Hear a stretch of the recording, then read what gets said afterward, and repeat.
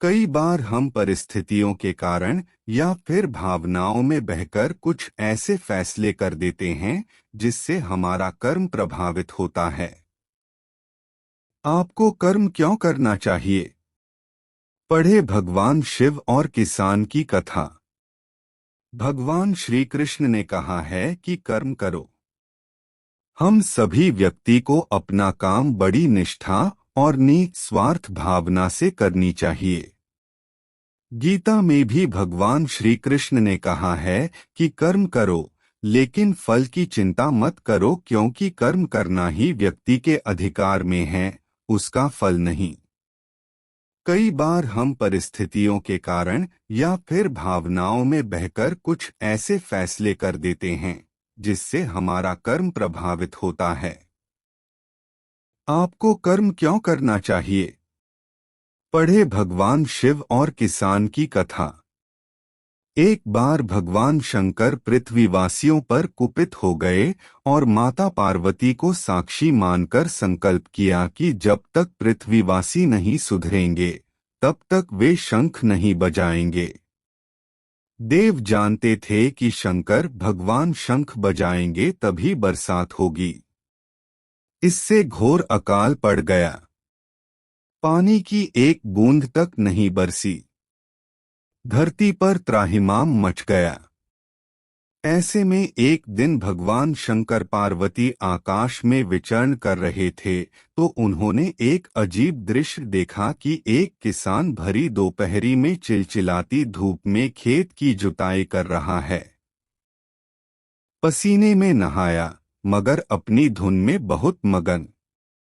जमीन पत्थर की तरह सख्त हो गई थी, फिर भी वह जी-जोड़ मेहनत कर रहा था।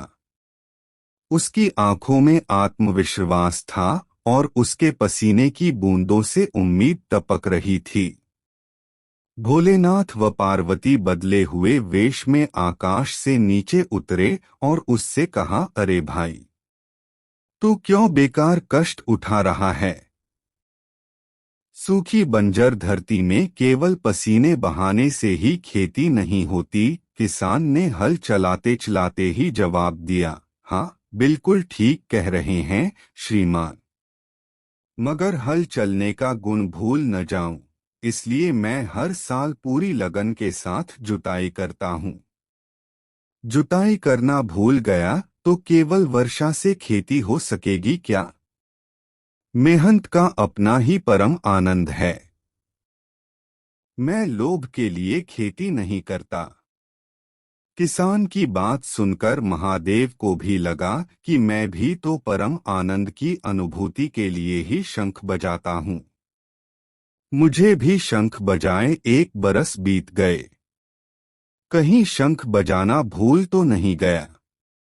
उन्होंने तुरंत अपनी झोली से शंख निकला और जोर से फूंका।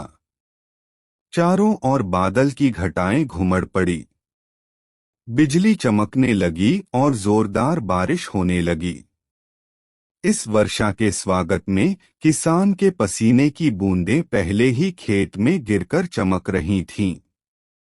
कथा का सार: हमारा जो काम है उसे अपनी पूरी निष्ठा से बिना किसी लोभ लालच के करना चाहिए। इसी में परम सुख है।